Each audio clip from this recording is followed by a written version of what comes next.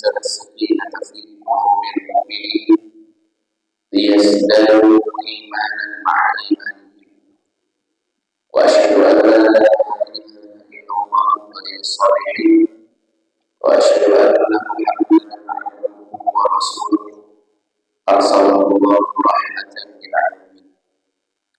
اللهم صل وسلم وبارك وزد على نبينا محمد وعلى آله وأصحابه أجمعين. اللهم علمنا ما ينفعنا وانفعنا بما علمتنا وزدنا علما وعملا يا رب العالمين. اللهم اجعلنا ممن يستمعون القول فيتبعون أحسنه. الراحمون يرحمهم الله ارحموا أهل الأرض yarhamukum man fis sama. Bapak-bapak, ibu-ibu, kaum muslimin, kaum muslimat yang dimuliakan Allah Subhanahu wa taala. Yang pertama-tama yang kami hormati Ketua DKM Masjid Baitur Rahim beserta seluruh jajaran DKM Masjid Baitur Rahim, yang dimana mudah-mudahan waktu yang mereka kerahkan, pikiran yang mereka berikan, tenaga yang mereka curahkan demi kelancaran agenda kebaikan di masjid yang kita cintai ini akan selalu diberikan balasan yang berlipat ganda Allah Subhanahu wa taala, kemudian menjadi asbab daripada sebab-sebab mereka untuk masuk ke dalam surga Allah Jalla Jalla.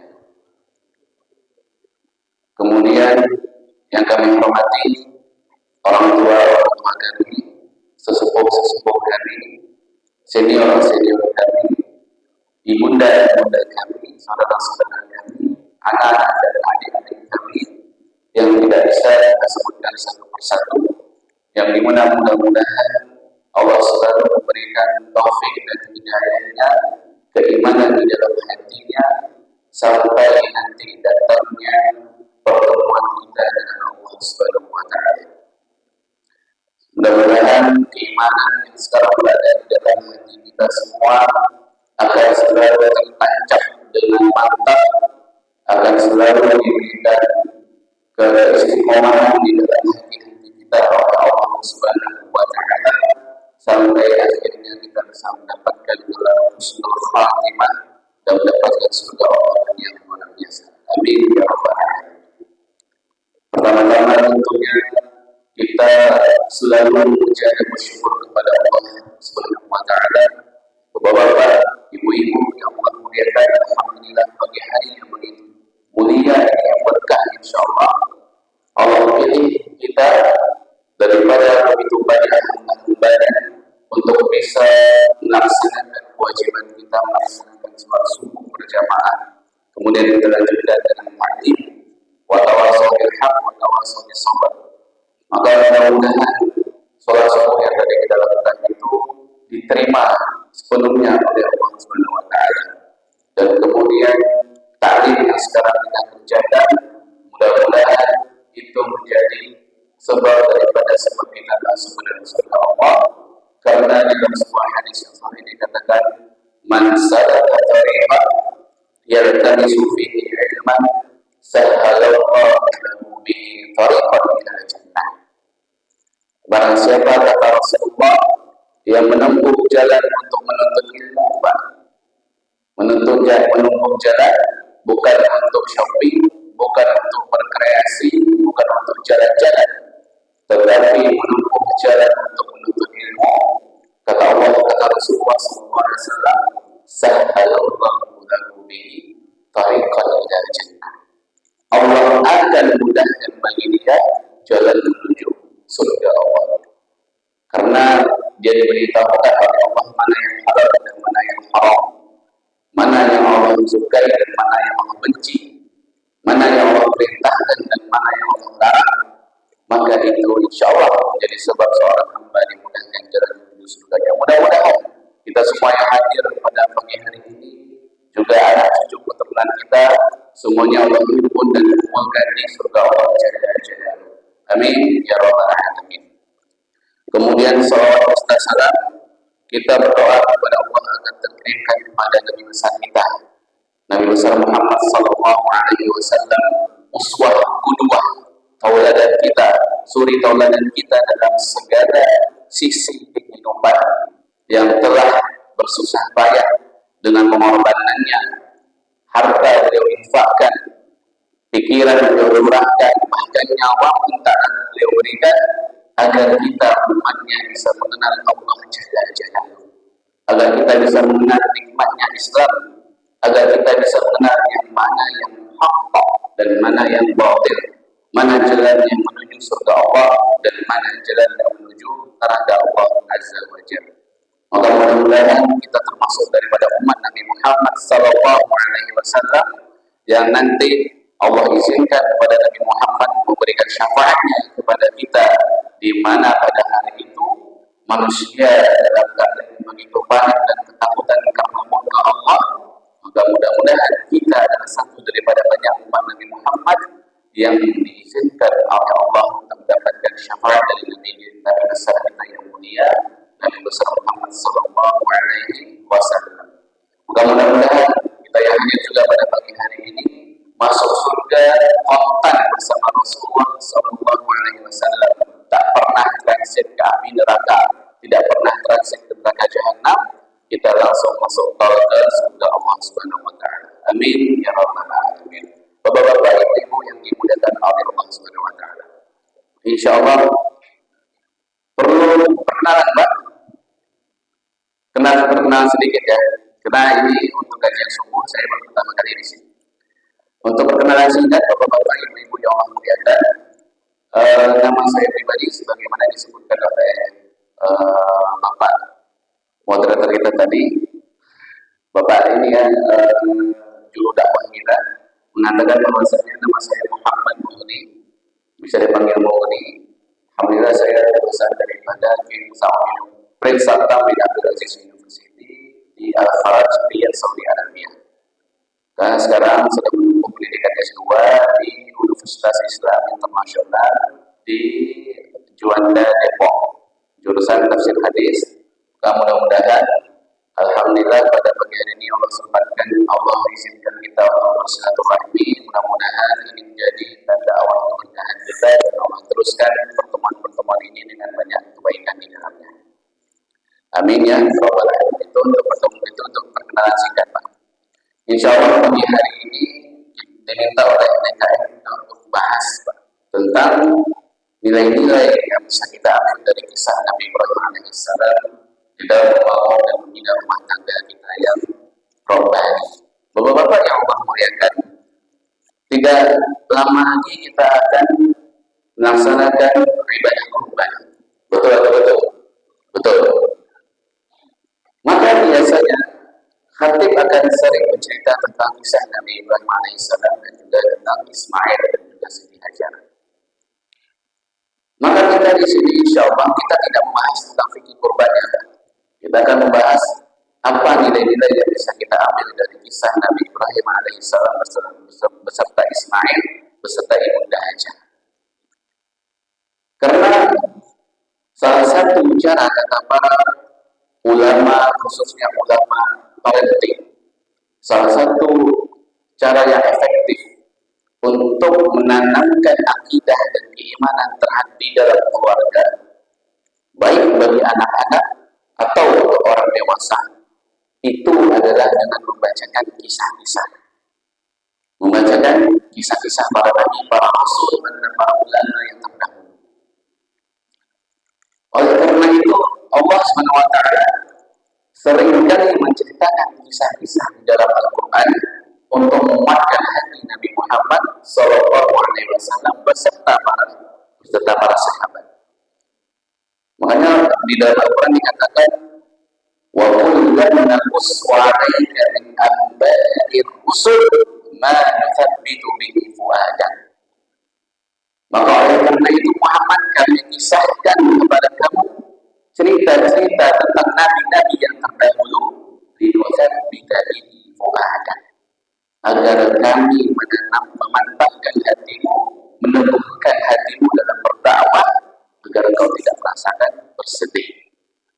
juga dalam ayat lain dikatakan, Inna fi dzalika la'ibratan liulil albab. Dan sesungguhnya di dalam kisah-kisah para nabi dan para rasul tersebut ada ibrah-ibrah yang bisa diambil oleh orang-orang yang berakal. Maka kalau kita berbicara tentang kisah Nabi Ibrahim, bapak yang memuliakan, dan juga ibu-ibu yang semoga Allah muliakan, banyak kisah-kisah Nabi Ibrahim alaihissalam yang bisa kita petik nilai-nilai kehidupan di sana. Dan juga Al-Quran menceritakan banyak kisah Nabi Ibrahim, baik saat dia berdialog dengan ayah andanya yang juga seorang pembuat berhala, atau kisah bagaimana Nabi Ibrahim alaihissalam mencari Tuhannya, melihat matahari, melihat bulan, melihat bintang, mencari hakikat ketuhanan. Kemudian bagaimana kisah Nabi Ibrahim dengan anaknya Nabi Ismail dan juga dengan Siti Hajar. Maka terlalu banyak kisah Ibrahim yang bisa kita ambil. Maka insya Allah di pagi hari ini kita ambil sedikit daripada kisah-kisah tersebut, kisah Nabi Ibrahim bersama dengan Nabi Ismail dengan Siti Hajar. Bapak-bapak yang Allah muliakan, Nabi Ibrahim alaihissalam sampai beliau berumur tua itu tidak dikaruniai anak oleh Allah Subhanahu wa taala. Kemudian akhirnya diizinkan oleh istrinya yang pertama, siapa namanya Pak? Siti Sarah. Diizinkan untuk menikah dengan Siti Hajar. Dengan pernikahan dengan Siti Hajar, alhamdulillah Allah mempunyai anak bernama Nabi Ismail alaihissalam. Tetapi kemudian timbul kecemburuan di dalam diri Siti Hajar, Siti Sarah. Kemudian diperintahkan oleh Allah Subhanahu wa taala untuk membawa Nabi Ismail yang masih menyusui dengan ibundanya Siti Hajar untuk pergi ke Mekah Al-Mukarramah. Maka Nabi Ibrahim alaihissalam pun melakukan perintah dari Allah Jalla Jalla, membawa anaknya yang masih kecil, bayangkan anaknya yang masih kecil, masih menyusui, dengan ibundanya yang masih lemah itu dari Syam ke Mekah Al-Mukarramah. Maka pada hari itu bapak-bapak dan ibu yang Allah muliakan, jangan kita bayangkan seperti Mekah pada hari ini yang penuh dengan hotel-hotel yang megah, masjid yang besar, gedung-gedung yang tinggi dan segala macam. Tidak. Maka Mekah pada saat hari itu hanyalah seperti lembah yang tidak berpenghuni. Maka Nabi Ibrahim alaihissalam membawa anaknya dan juga ibundanya. Setelah sampai di Baitullah, ya, setelah sampai di Baitul Haram, di Masjidil Haram, kemudian ditinggalkan anaknya dan juga istrinya. Hanya menyisakan sedikit bekal dari air dan kurma. Kemudian Nabi Ibrahim alaihissalam meninggalkan mereka. Seorang ayah meninggalkan anak yang masih kecil dengan istrinya di gunung yang tak berpenghuni. Kemudian Nabi Ibrahim membalikkan badan pergi meninggalkan mereka. Siti Hajar dan Ismail tidak tahu kalau mereka akan ditinggalkan di lembah tersebut. Tidak tahu, tidak ada kesepakatan sebelumnya. Nabi Ibrahim berjalan ke belakang. Kemudian Siti Hajar bertanya, wahai Ibrahim, kenapa kau tinggalkan kami di sini? Hendak kemana engkau Ibrahim? Tidak dijawab oleh Nabi Ibrahim alaihissalam. Tak dijawab. Kembali bertanya Siti Hajar, wahai Ibrahim, kenapa kalian engkau tinggalkan kami sendiri di sini? Masih tidak dijawab. 3 kali Siti Hajar bertanya dengan pertanyaan yang sama, tetapi Nabi Ibrahim sedikit pun tidak membalikan badannya. Tidak membalikan badannya. Dikatakan oleh para ulama, apabila Nabi Ibrahim membalikkan badannya, kemudian melihat wajah daripada istri dan anaknya tersebut, ditakuti beliau akan mengambil kembali istri dan anaknya dan pulang kembali ke Syam. Kemudian tidak jadi melaksanakan perintah Allah Subhanahu wa taala. Maka Siti Hajar yang juga merupakan perempuan yang beriman luar biasa, di atas rata-rata, ada yang salah dengan diksi pertanyaannya. Kemudian Siti Hajar merubah pertanyaannya. Apa kata Siti Hajar? Ya Ibrahim, Allah amaraka bihadza. Kata Siti Hajar, wahai Ibrahim, apakah Allah yang memerintahkanmu melakukan ini? Perbedaan. Yang tadi bertanya, kenapa masih tinggalkan kami? Kemudian diganti pertanyaannya, apakah Allah yang memerintahkan engkau? Mendengarkan itu, barulah dijawab oleh Nabi Ibrahim AS. Nah, benar, Allah memerintahkan. Kemudian kata Siti Hajar luar biasa, Ibrahim harus, kalau begitu pergilah. La yudhi'a Allah tidak akan mengantarkan kami. Itu luar biasa. Keimanan seorang perempuan yang ditinggalkan oleh suaminya sendiri dengan anaknya yang masih kecil di lembah yang tidak berpenghuni. Keimanan dari apa?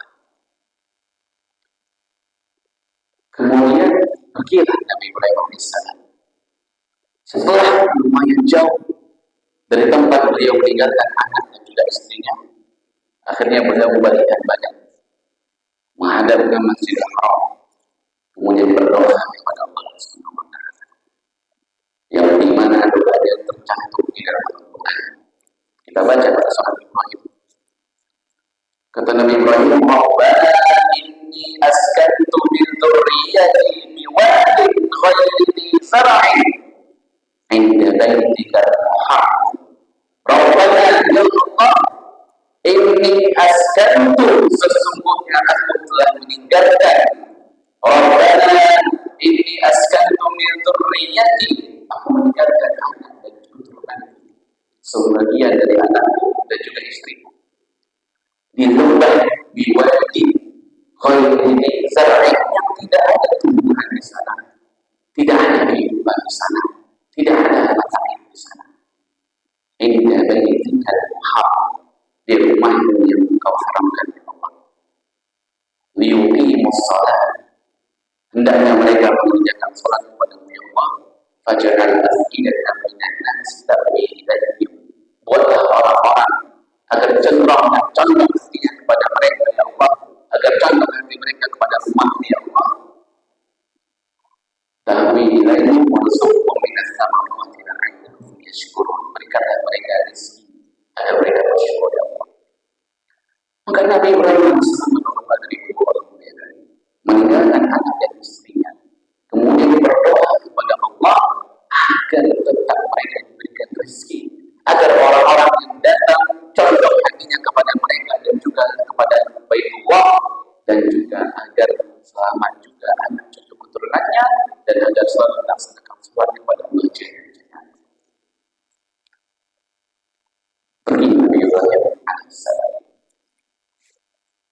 Maka kemudian kalau kita baca ini ceritanya luar biasa panjang sebenarnya yang bisa kita ceritakan. Kemudian Siti Hajar yang saat itu sedang menyusui Nabi Ismail, akhirnya berbekal daripada kurma dan juga air tersebut pun habis. Akhirnya mulailah merasa haus, dan anak kecil tersebut Ismail juga haus dan menangis luar biasa. Maka ini seorang ibu, bagaimana dia untuk bisa menyelamatkan anaknya di lembah yang tidak berpenghuni tersebut? Kita tahu ceritanya masyhur, sering diceritakan oleh para ustaz kita.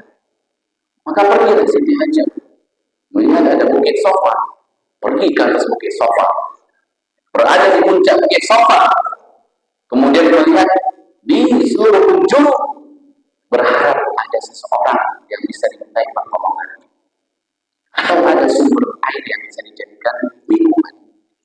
Tak didapatkan, pergi dari bukit Sofa, turun, pergi ke Bukit Marwah, sama melihat dari puncak Bukit Marwah, apakah ada orang, apakah ada sumber minuman yang bisa dijadikan minuman. Tak ada juga. 1, 2, 3, 4, 7 kali. Sampai-sampai datang iblis mengatakan, Allah Tuhanmu sudah mengatakanmu, engkau dan anak akan tinggal di sini. Datang jin, datang iblis, membuatkan keimanan Siti Hajar dan juga anak. Tapi tidak. Siti Hajar tidak lulus. Setelah itu juga berputar bolak-balik yang kita tahu dengan istilah sa'i. Sa'i ini dalam bahasa Arab dengan maksudnya artinya adalah sa'yun.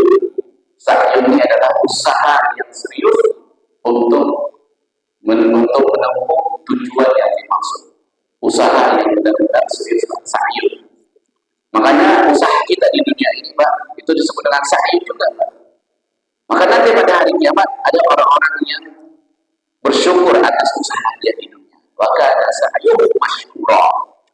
Mereka senang dan bersyukur atas usaha-usaha mereka di dunia. Istiqomah, bersabar, ibadah kepada Allah, makan yang halal, jauhi yang haram, dan segala macam. Maka itu disebut dengan sa'yun. Maka akhirnya keluarlah air mata air tersebut di bawah kaki Ismail alaihissalam. Yang dimana Siti Hajar mencari air tersebut di antara Bukit Safa dan Marwah, ternyata air tersebut tidak ada di antara keduanya, tetapi berada di bawah kaki Ismail dan Marwah. Maka seakan-akan di sini Allah yang mengajarkan kepada kita, berusahalah engkau sebaik mungkin. Bisa jadi rezeki kita itu asbab daripada usaha yang kita lakukan, tetapi bukan dari usaha tersebut. Terkadang-kadang kita melakukan usaha tertentu untuk mendapatkan rezeki Allah. Allah juga melihat usaha kita, tetapi Allah berikan rezeki tersebut dari pintu yang lain. Sama seperti Hajar mencari air Bukit Safa dan Marwah. Akhirnya dua airnya dekat kaki, dekat kaki Ismail alaihissalam. Maka setelah bertahun-tahun datang kembali Nabi Ibrahim mengunjungi anak dan juga istrinya.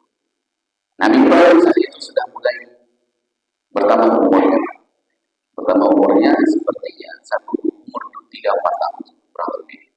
Sudah mulai bisa berbicara, sudah mulai bisa bercanda dengan ayahnya, ibunya dan segala macamnya. Sudah bisa diajak ngobrol. Maka kemudian Nabi Ibrahim yang melihat itu akhirnya bahagia bertemu dengan Ismail. Dengan pertemuan Nabi Ibrahim dengan Ismail, beberapa hari setelah itu Nabi Ibrahim bermimpi. Kita tahu bisa bermimpi bagaimana Nabi Ibrahim menyembelih Nabi Ismail alaihissalam. Dan Nabi Ibrahim sudah tahu bahwasanya ru'yatul anbiya haqqan atau ru'yatul anbiya haqqan. Mimpinya para nabi dan rasul tersebut adalah kebenaran, bukan mimpi kosong yang tidak ada kebenarannya. 3 hari dia bermimpi. Kemudian akhirnya bertanya kepada anaknya, menyampaikan kepada anaknya. Dalam surat As-Saffat diceritakan seperti itu, Pak. Bagaimana Nabi Ibrahim tersebut sudah menantikan anak-anak itu dalam waktu yang begitu panjang. Rabbi habli minas shalihin wa basyirna bi ghulamin halim. Ya Allah, berikanlah kepadaku keturunan yang saleh. Wa basyirna bi ghulamin halim. Maka kami berikan kabar gembira kepada Nabi Ibrahim, anak yang halim, lembut, luar biasa beriman. Maka di saat umur-umur seperti itu, yang dimana dikatakan oleh para ulama, itu dengan istilah sa'i pada beberapa saya. Saya tadi kita saya juga, ini saya. Itu adalah umur di mana seseorang anak itu sedang lucu-lucunya. Dan biasanya pada saat itu orang tua sedang dalam keadaan puncak tertinggi kecintaan pada anaknya. Maka dalam Al-Quran diceritakan falamma berma'u saya. Maka ketika umur Ismail alaihissalam sudah mencapai saya, sudah bisa berbicara, sudah bisa bercanda dengan ayahnya, sudah bisa lucu luar biasa. Itu adalah puncak seorang ayah mencintai anaknya. Tetapi cobaan yang luar biasa. Falamma berma'u saya, qala ya bunayya inni ara fil manami anni asbahuka fanzur madza tara. Wahai bunayya, anak. Di sini Pak, Nabi Ibrahim alaihissalam mengatakan kata-kata bunayya, panggilan yang paling penuh dengan kasih sayang. Bunayya, wahai anak. Seakan-akan ini juga menjadi ajaran bagi kita, Pak. panggilan yang penuh dengan kasih sayang. Jangan panggil dengan panggilan yang kasar. Jangan panggil dengan panggilan yang tidak ada makna kasih sayang di sana. Panggil dengan yang penuh dengan kasih sayang. Ya, kita itu anak itu yang mencintai. Ini Allah firman di ayat kita. Ketahuilah bahwasanya aku punya diriku menjadi faktor mana kira-kira apa dapat Nabi Ismail yang masih kecil, yang masih balita luar biasa. Kemudian lihat bagaimana tauhid dan bagaimana Nabi Ismail alaihissalam. Beliau tidak menjawab, wahai ayah, kamu bercanda. Wahai ayah, itu siapa yang menyuruh untuk membunuh? Wahai ayah, kamu gila membunuh orang lagi untuk bertanya jawaban itu. Karena nggak masuk akal. Seorang anak yang kecil dibunuh dan disebut-sebut orang lain. Tetapi Nabi Ismail alaihissalam tahu ayahnya adalah seorang nabi dan mimpi seorang nabi adalah hakkan, kebenaran, bukanlah sebuah omong kosong. Kemudian Nabi Ismail dengan yakinnya penuh kesadaran langsung mengatakan, ya adik al-mantuman satajiduni insyaallah minas sabirin. Dan ya abadi. Abadi ini pada bahasa Arab juga merupakan panggilan kepada seorang ayah dengan derajat cinta yang paling tinggi. Yang ada dua ayah anda yang aku cintai. Ini ayat coba lakukanlah apa yang diperintahkan kepada. Nabi Ismail tidak menggunakan diksi, ya sudah silakan sembelih aku Pak. Tidak, bukan itu.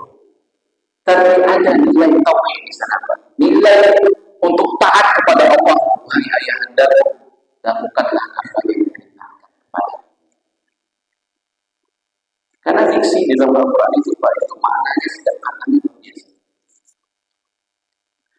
Maka di sini Nabi Ismail kecil tidak ingin menjadi sebab orang tuanya durhaka kepada Allah Subhanahu wa taala. Dia cinta dengan anak, dia cinta dengan ayah dan ibu. Tetapi kecintaan mereka terhadap Allah jauh lebih tinggi daripada kecintaan mereka sama makhluk. Maka Nabi Ismail sama dengan Nabi Ibrahim memposisikan cinta kepada Allah di atas cinta kepada keluarga mereka. Karena Rasul mengatakan ya al-ma'tuklah satajiduni insyaallah minas sabirin. Wahai ayahku, silakan kerjakan apa yang diperintahkan kepadamu. Insyaallah kau dapat aku orang-orang yang bersabar. Karena ini cobaan ujian luar biasa. Falamma aslama wajadnahu lil jami'. Maka ketika keduanya aslama sudah menyerahkan urusan mereka kepada Allah. Jadi aslama yuslimu islaman. Islam ini artinya kita berserah diri kepada Allah. Nah, itu makna Islam. Aslama, mereka sudah menyerahkan diri kepada Allah, menyerahkan urusan mereka kepada Allah. Wa kadzabu lil jami'. Kemudian Nabi Ismail alaihissalam diperintahkan di batu untuk disembelih. Wa kadzabu lil jami'. Maka kemudian saat Nabi Ibrahim alaihissalam dengan golok ataupun dengan pisau sudah diasah tajam luar biasa, itu ingin menyembelih Ismail alaihissalam. Saat itu posisi Nabi Ismail terlentang, Pak, ke atas kepalanya, melihat ayah andanya. Kemudian Nabi Ismail mengatakan, wahai ayah andaku, telungkupkanlah aku. Telungkupkan aku ketika kau menyembelihku, agar engkau tidak merasa kasihan saat engkau melihat wajah. Bagaimana Nabi Ismail alaihissalam? Dia meminta ayah andanya untuk membalikkan badannya agar Nabi Ibrahim tidak ragu dalam melaksanakan perintah Allah. Akhirnya dibalikan Nabi Ismail alaihissalam, kepalanya diangkat. Kemudian akan dipenggal Nabi Ismail alaihissalam, tidak bisa dipenggal, tidak bisa lagi.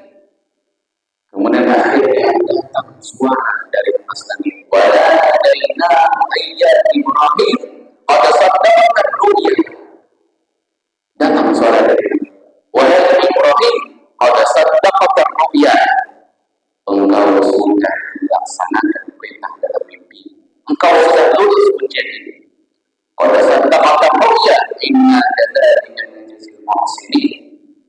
Inna hadza huwal bala'ul mubin. Ketahuilah bahwasanya ini adalah bala, adalah cobaan dan juga ujian yang begitu berat. Maka itu dihadirkan oleh Allah Taala bi'idnihi azim. Maka kami ganti Nabi Ismail tersebut dengan hewan sembelihan dari surga. Dikatakan mengatakan apa namanya kambing, domba dan sejenisnya.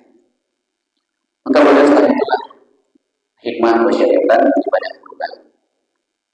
Bagaimana kemampuan kita kepada Allah Subhanahu wa Ta'ala. Maka bapak-bapak yang memuliakan, semoga kalau kita bercinta tentang kasih kisah Nabi Ismail ini tidak cuma seperti episode hebat, panjang kita butuh yang panjang. Tetapi kalau mau memandangkan kita di sini kita lihat bagaimana tauhid itu sudah ditanamkan keluarga Nabi Ibrahim alaihissalam. Bagaimana seorang suami yang kemudian rela meninggalkan dan istrinya atas perintah Allah. Bagaimana seorang istri yang merasa bertawakal dan juga menyatakan urusannya kepada Allah ketika ditinggalkan oleh suaminya. Bagaimana seorang anak yang juga bertawakal kepada Allah saat ingin disembelih karena tahu itu adalah perintah dari Allah Jalla. Maka ini adalah keluarga yang sangat-sangat keluarga yang sangat ideal dalam keluarga orang-orang yang beriman. Seorang ayah yang beriman, ibu yang beriman, dan melahirkan anak yang juga beriman kepada Allah Subhanahu wa Ta'ala. Maka kalau kita lihat beberapa dan banyak doa-doa Nabi Ibrahim alaihissalam di dalam Al-Quran, khususnya surat Ibrahim. Dan ada salah satu doa khusus yang dipanjatkan oleh Nabi Ibrahim alaihissalam kepada Allah. Kata Nabi Ibrahim alaihissalam, "Qala Ibrahim Rabbi ja'al hadza baladan aminan wa jnubni wa baniya an na'budal asnam." Ketika Nabi Ibrahim meminta kepada Allah agar diberikan rasa aman dan juga ketentraman untuk kota Mekah, beliau mengatakan, "Wa jnubni wa baniya an na'budal asnam." Ya Allah, jauhkanlah aku dan anak cucu keturunanku ya Allah dari menyembah berhala. Ini kalau kita tadabburi luar biasa. Bagaimana mungkin Nabi Ibrahim alaihissalam yang mendapatkan itulah Tuhanillah, kekasih Allah, Nabi Ulul Azmi yang memiliki kesabaran dan kesabaran daripada Nabi yang lainnya, kemudian beliau masih takut untuk jatuh ke dalam kesyirikan. Dia dan anak cucu keturunannya. Selain Nabi Ibrahim masih takut untuk jatuh ke dalam kesyirikan dan juga takut anak-anaknya jatuh ke dalam kesyirikan. Maka bagaimana dengan kita, manusia yang jauh dari kata sempurna, manusia akhir zaman, jauh keimanan kita dari Nabi Ibrahim, anak kita juga jauh keimanannya dari Nabi Ismail alaihissalam. Mereka takut untuk jatuh ke dalam kesyirikan kepada Allah. Bagaimana dengan kita dan juga anak cucu keturunan kita? Maka jangan kita sedikit-sedikit kita rasa aman. Kita dan juga anak cucu anak kita akan minta kepada tauhid Islam kepada Allah. Bagaimana kita lihat sekarang khususnya di kota-kota besar, ibu dan ayah yang sibuk keluar mencari nafkah batin dan nafkah zahir untuk anaknya, jajan untuk anaknya, mobil, uang HP segala macam untuk anaknya. Kemudian anaknya tumbuh tidak mengenal Allah Jalla. Anaknya tumbuh tidak mengenal Tuhannya dan tidak mengenal Rasulnya. Kemudian saat dia mulai besar, dia mulai ragu dengan agamanya sendiri.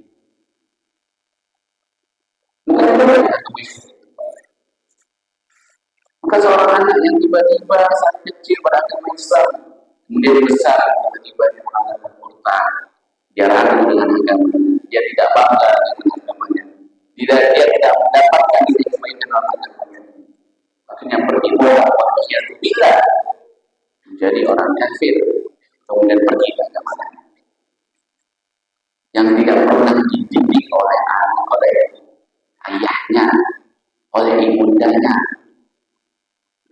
Maka tidakkah kita tahu salah satu hikmah seorang anak baru lahir, Pak. Kemudian kita azankan dengan anak, kok anak dengan ini? Itu ingin Allah berikan kepada kita, tanamkan tauhid untuk anakmu sejak dia kecil. Karena sesungguhnya anak yang masih kecil itu, Pak, mereka berada dalam keadaan yang fitrah. Dalam keadaan yang fitrah. Maka apa itu fitrah? Fitrah kata para ulama itu adalah iman dan Islam. Maka sesungguhnya semua anak yang lahir tersebut mereka dalam keadaan fitrah keimanan kepada Allah. Mereka diberikan anak kecil, Pak.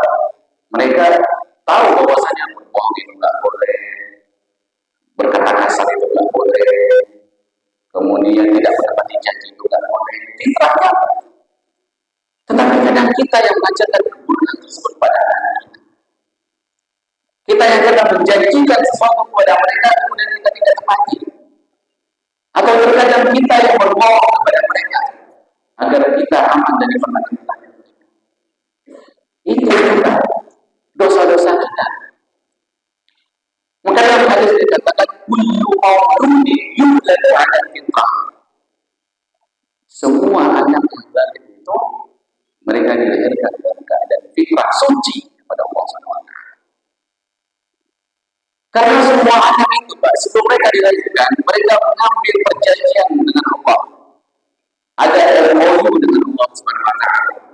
Allah berkata, ada sesuatu itu. Bukankah aku adalah Tuhan kalian? Qalu bala syahidana. Benar ya Allah, kami bersaksi Kau adalah Tuhan kami. Makanya pada dalam agama Islam, Pak, semua anak yang Allah itu hukumi Islam, dihukumi Muslim. Walaupun misalnya berkaya tidak sekarang ada anak-anak yang mungkin ditelantarkan oleh anak oleh kedua orang tuanya, tidak diketahui ini siapa orang tuanya. Maka kalau dalam undang-undang negara kita, anak tersebut dihukumi agamanya dengan agama mayoritas masyarakat setempat. Kalau mayoritas masyarakat yang beragama non-Muslim, Hindu, Kristen, segala macam, maka dihukumi mereka dia adalah beragama tersebut. Tetapi tidak dengan hukum Islam. Di dalam hukum Islam, semua anak yang lahir mereka dihukumi Muslim, walaupun lahir di tengah keluarga yang kafir. Karena mereka sejatinya adalah orang yang bertauhid kepada Allah Subhanahu. Maka lanjutan daripada hadis tadi, kullu mauludin yuladu 'ala fitrah. Semua anak yang lahir tersebut mereka lahir dalam keadaan yang fitrah, suci, bersih, jernih keislamannya kepada Allah. Tetapi apa yang membuat mereka berubah? Fa'adallahu yuhawwidanihi aw yunassiranihi aw yumajjisanihi. Maka kedua orang tuanya lah yang membuat anak tersebut menjadi Yahudi, menjadi Nasrani, atau menjadi seorang Majusi yang menyembah api. Maksudnya apa, Pak? Maksudnya adalah orang tuanya lah yang membuat anak tersebut. Kelalaian orang tuanya lah yang membuat anak tersebut akhirnya jauh dari Allah Jalla Jalla. Padahal sebenarnya utamanya, defaultnya itu adalah mereka dalam keadaan Islam, iman kepada Allah. Kemudian anak kita dibina saja. Dibina, kemudian dibimbing dan segala macamnya. Tetapi kita acap kali menganggap Tuhan mereka. Akhirnya anak tumbuh dalam keadaan tidak mengenal Allah Jalla Jalla. Itu yang pertama. Keimanan Allah di dalam rumah tangga kita. Kemudian yang kedua yang kita sampaikan di salah satu yang paling penting dalam rumah tangga kita itu adalah kita memastikan seluruh anggota keluarga kita itu melaksanakan rukun Islam yang paling utama setelah syahadat. Yakni adalah sholat. Ini juga didoakan oleh Nabi Ibrahim Salam di dalam surat Ibrahim. Baca surat Ibrahim. Apa kata Nabi Ibrahim? Rabbi ja'alni muqimmas shalah. Ini kita udah hafal semua. Rabbi ja'alni muqimmas shalati wa min dzurriyyati rabbana wa taqabbal du'a. Kita potong-potong. Waj'alni ya Allah, jadikanlah aku muqimas sholati, orang yang selalu mendirikan sholat, wa min dzurriyyati, dan juga ada cucu keturunanku ya Allah, mereka orang-orang yang selalu mendirikan sholat. Rabbana wa taqabbal du'a. Ya Allah, di sini artinya taqabbal du'a, kabulkanlah doa. Kalau kita lihat di doa-doa yang lain, Pak, tidak ada kata-kata Rabbana wa taqabbal du'a, itu tidak ada. Hanya ada doa untuk terus istiqomah dalam melaksanakan sholat. Seakan-akan kalau kita analogikan, Nabi Ibrahim mengatakan, ya Allah, aku punya banyak doa-doa kepadamu ya Allah. Tetapi khusus doa yang ini Allah tolong kabulkan. Tolong terima khusus doa yang ini saja. Rabbana wa taqabbal du'a. Tolong yang ini dijawab dan langsung diterima. Apa doanya? Agar terus istiqomah dia dan anak cucu keturunannya menjadi hamba-hamba yang melaksanakan sholat. Kembali kita bertanya, Nabi Ibrahim, Nabi Khalilullah, kekasih Allah, ulul azmi, dijamin masuk surga, orang yang soleh luar biasa, masih berdoa kepada Allah agar anak dan cucu keturunannya senantiasa istiqomah melaksanakan sholat. Apa kabar dengan kita? Adakah kita mendoakan diri kita dan juga anak kita agar tetap istiqomah selalu melaksanakan sholat? Silakan kita jawab sendiri kita. Maka di situ juga seakan-akan Nabi Ibrahim mengajarkan kepada kita, wahai para ayah, para ibu, kalau kalian berdoa, jangan doakan diri kalian saja, doakan juga anak-anak. Maka kalau kita cerita di doa Nabi Ibrahim, tidak ada satu doa itu khusus Nabi Ibrahim saja, tidak. Nabi Ibrahim selalu setelah itu mengikuti juga doa untuk anak dan cucu keturunannya. Maka jangan kita jadi orang tua yang egois, yang hanya berdoa diri kita saja. Doa anak-anak kita. Karena salah satu doa yang paling mustajab adalah doa seorang ayah, khususnya ibu kepada anak. Maka di secara kesuksesan kita ini, istiqomah kita ini, itu adalah hasil buah dari doa ayah, ibu dan bunda kita. Maka yang dikatakan bahwa ini lima sholat karena Nabi Ibrahim berubah. Sholat itu adalah kunci keselamatan dunia dan akhirat. Sholat itu adalah kunci keselamatan seseorang itu aman dari kemaksiatan, dari makanan-makanan yang haram, dari menzolim tetangga dan juga sesama makhluknya. Sholat, inna sholat, tanha 'anil fahsya'i wal munkar. Kalau sholat itu dikerjakan dengan baik, dia akan menjadi tameng untuk menahan diri kita terjatuh dari perbuatan fahsya dan munkar. Maka ajarkan anak kita untuk sholat. Bukankah juga Nabi Muhammad SAW mengatakan kepada kita, muru auladakum bis-sholati wa abna sab'a sinin, suruh anak-anak sholat ketika mereka sudah berusia 7 tahun. Wadribuhum 'alaiha idza wahum abna 10 sinin, dan pukul kalau mereka tidak mau sholat setelah mereka 10 tahun. Maksudnya apa? Maksudnya adalah, wahai ayah, engkau punya waktu 3 tahun untuk mentraining anakmu agar bisa sholat dengan kesadarannya sendiri.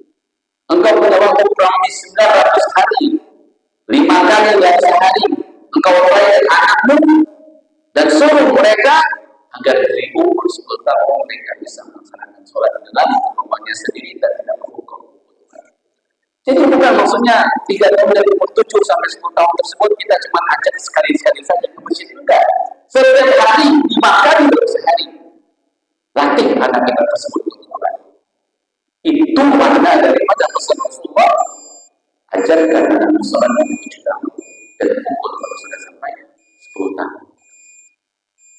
Karena kalau sholat sudah kita terapkan dalam rumah tangga kita, kemudian diikuti dengan tauhid yang pertama, kemudian kita laksanakan dengan sholat, itu jadi modal paling utama selamatnya keluarga muslim di dunia.